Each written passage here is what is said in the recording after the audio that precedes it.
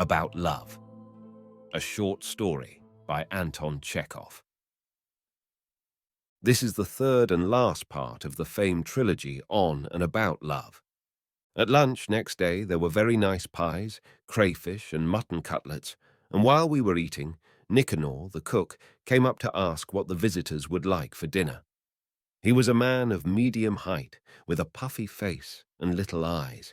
He was close-shaven, and it looked as though his moustaches had not been shaved, but had been pulled out by the roots. Alehin told us that the beautiful Pelageya was in love with this cook. As he drank and was of a violent character, she did not want to marry him, but was willing to live with him without. He was very devout, and his religious convictions would not allow him to live in sin. He insisted on her marrying him and would consent to nothing else. And when he was drunk, he used to abuse her and even beat her. Whenever he got drunk, she used to hide upstairs and sob, and on such occasions, Alehin and the servants stayed in the house to be ready to defend her in case of necessity. We began talking about love. "How love is born," said Alehin. "Why Pelageya does not love somebody more like herself in her spiritual and external qualities, and why she fell in love with Nicanor, that ugly snout. We all call him the Snout. How far questions of personal happiness are of consequence in love, all that is known. One can take what view one likes of it. So far, only one incontestable truth has been uttered about love. This is a great mystery. Everything else that has been written or said about love is not a conclusion, but only a statement of questions which have remained unanswered. The explanation which would seem to fit one case does not apply in a dozen others, and the very best thing, to my mind, would be to explain every case individually without attempting to generalize. We ought, as the doctors say, to individualize each case. "Perfectly true," Birkin assented. "We Russians of the educated class have a partiality for these questions that remain unanswered. Love is usually poeticized, decorated with roses, nightingales. We Russians decorate our loves with these momentous questions and select the most uninteresting of them, too.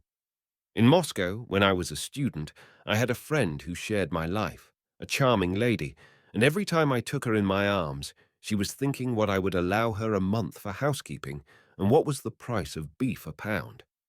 In the same way, when we are in love, we are never tired of asking ourselves questions, whether it is honorable or dishonorable, sensible or stupid, what this love is leading up to, and so on. Whether it is a good thing or not, I don't know, but that it is in the way, unsatisfactory and irritating, I do know." It looked as though he wanted to tell some story. People who lead a solitary existence always have something in their hearts which they are eager to talk about. In town, bachelors visit the baths and the restaurants on purpose to talk, and sometimes tell the most interesting things to bath attendants and waiters.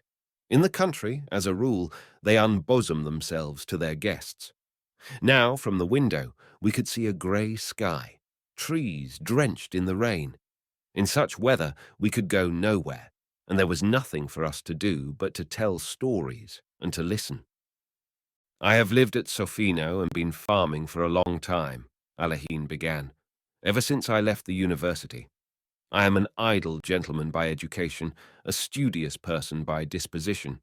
But there was a big debt owing on the estate when I came here, and as my father was in debt partly because he had spent so much on my education, I resolved not to go away, but to work till I paid off the debt. I made up my mind to this and set to work, not, I must confess, without some repugnance. The land here does not yield much, and if one is not to farm at a loss, one must employ serf labor or hired laborers, which is almost the same thing, or put it on a peasant footing, that is, work the fields oneself and with one's family. There is no middle path. But in those days I did not go into such subtleties. I did not leave a clod of earth unturned. I gathered together all the peasants, men and women from the neighboring villages. The work went on at a tremendous pace. I myself ploughed and sowed and reaped, and was bored doing it, and frowned with disgust, like a village cat driven by hunger to eat cucumbers in the kitchen garden. My body ached, and I slept as I walked. At first it seemed to me that I could easily reconcile this life of toil with my cultured habits. To do so, I thought, all that is necessary is to maintain a certain external order in life. I established myself upstairs here in the best rooms and ordered them to bring me their coffee and liquor after lunch and dinner, and when I went to bed, I read every night the Yeznik Evropy. But one day, our priest, Father Ivan, came and drank up all my liquor at one sitting, and the Yeznik Evropy went to the priest's daughters. As in the summer, especially at the haymaking, I did not succeed in getting to my bed at all, and slept in the sledge in the barn, or somewhere in the forester's lodge. What chance was there of reading? Little by little I moved downstairs, began dining in the servants' kitchen, and of my former luxury nothing is left but the servants who were in my father's service, and whom it would be painful to turn away. In the first years I was elected here an honorary justice of the peace. I used to have to go to the town and take part in the sessions of the Congress and of the Circuit Court, and this was a pleasant change for me. When you live here for 2 or 3 months without a break, especially in the winter, you begin at last to pine for a black coat. And in the Circuit Court, there were frock coats and uniforms and dress coats too, all lawyers, men who have received a general education. I had someone to talk to. After sleeping in the sledge and dining in the kitchen, to sit in an armchair in clean linen, in thin boots, with a chain on one's waistcoat, is such luxury. I received a warm welcome in the town. I made friends eagerly, and of all my acquaintanceships the most intimate, and to tell the truth, the most agreeable to me was my acquaintance with Luganovich, the vice president of the Circuit Court. You both know him, a most charming personality. It all happened just after a celebrated case of incendiarism. The preliminary investigation lasted 2 days. We were exhausted. Luganovich looked at me and said, "Look here, come round to dinner with me." This was unexpected, as I knew Luganovich very little, only officially, and I had never been to his house. I only just went to my hotel room to change and went off to dinner. And here it was my lot to meet Anna Alexievna, Luganovich's wife. At that time she was still very young, not more than 22, and her first baby had been born just 6 months before. It is all a thing of the past, and now I should find it difficult to define what there was so exceptional in her, what it was in her attracted me so much. At the time, at dinner, it was all perfectly clear to me. I saw a lovely young, good, intelligent, fascinating woman, such as I had never met before, and I felt her at once, someone close and already familiar, as though that face, those cordial, intelligent eyes I had seen somewhere in my childhood, in the album which lay on my mother's chest of drawers. 4 Jews were charged with being incendiaries, were regarded as a gang of robbers, and to my mind, quite groundlessly. At dinner I was very much excited, I was uncomfortable, and I don't know what I said, but Anna Alexievna kept shaking her head and saying to her husband, "Dmitri, how is this?" Luganovich is a good-natured man, one of those simple-hearted people who firmly maintain the opinion that once a man is charged before a court, he is guilty, and to express doubt of the correctness of a sentence cannot be done except in legal form on paper, and not at dinner and in private conversation. "You and I did not set fire to the place," he said softly, "and you see we are not condemned and not in prison." And both husband and wife tried to make me eat and drink as much as possible, from some trifling details, from the way they made the coffee together, for instance, and from the way they understood each other at half a word, I could gather that they lived in harmony and comfort, and that they were glad of a visitor. After dinner, they played a duet on the piano, then it got dark, and I went home. That was at the beginning of spring. After that, I spent the whole summer at Sofino without a break, and I had no time to think of the town either, but the memory of the graceful, fair-haired woman remained in my mind all those days. I did not think of her, but it was as though her light shadow were lying on my heart. In the late autumn, there was a theatrical performance for some charitable object in the town. I went into the governor's box. I was invited to go there in the interval. I looked, and there was Anna Alexievna sitting beside the governor's wife, and again the same irresistible, thrilling impression of beauty and sweet, caressing eyes, and again the same feeling of nearness. We sat side by side, then went to the foyer. "You've grown thinner," she said. "Have you been ill?" "Yes, I've had rheumatism in my shoulder, and in rainy weather I can't sleep." "You look dispirited. In the spring, when you came to dinner, you were younger, more confident. You were full of eagerness, and talked a great deal then. You were very interesting, and I really must confess I was a little carried away by you. For some reason you often came back to my memory during the summer, and when I was getting ready for the theatre today, I thought I should see you." And she laughed. "But you look dispirited today," she repeated. "It makes you seem older." The next day I lunched at the Luganovich. After lunch they drove out to their summer villa in order to make arrangements there for the winter, and I went with them. I returned with them to the town, and at midnight drank tea with them in quiet domestic surroundings, while the fire glowed, and the young mother kept going to see if her baby girl was asleep. And after that, every time I went to town, I never failed to visit the Luganovich. They grew used to me, and I grew used to them. As a rule, I went in unannounced, as though I were one of the family. "Who is there?" I would hear from a faraway room in the drawling voice that seemed to me so lovely. "It is Pavel Konstantinovitch," answered the maid or the nurse. Anna Alexievna would come out to me with an anxious face and would ask every time, "Why is it so long since you have been? Has anything happened?" Her eyes, the elegant, refined hand she gave me, her indoor dress, the way she did her hair, her voice, her step, always produced the same impression on me of something new and extraordinary in my life, and very important. We talked together for hours, were silent, thinking each our own thoughts, or she played for hours to me on the piano. If there were no one at home, I stayed and waited, talked to the nurse, played with the child, or lay on the sofa in the study and read. And when Anna Alexievna came back, I met her in the hall, took all her parcels from her, and for some reason I carried those parcels every time with as much love, with as much solemnity as a boy. There is a proverb that if a peasant woman has no troubles, she will buy a pig. The Luganovichs had no troubles, so they made friends with me. If I did not come to the town, I must be ill, or something must have happened to me, and both of them were extremely anxious. They were worried that I, an educated man with a knowledge of languages, should, instead of devoting myself to science or literary work, live in the country, rush round like a squirrel in a rage, work hard with never a penny to show for it.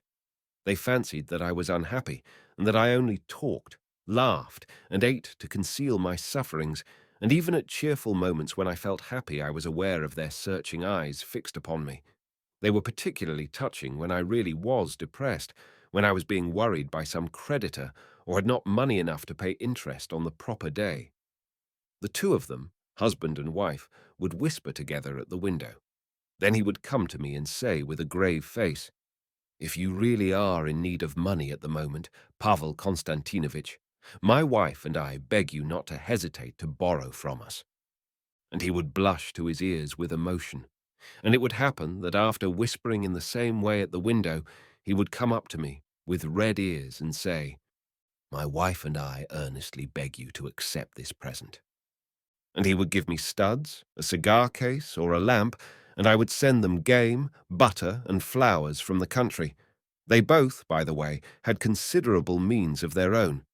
In early days I often borrowed money and was not very particular about it, borrowed wherever I could, but nothing in the world would have induced me to borrow from the Luganovichs. But why talk of it? I was unhappy. At home, in the fields, in the barn, I thought of her.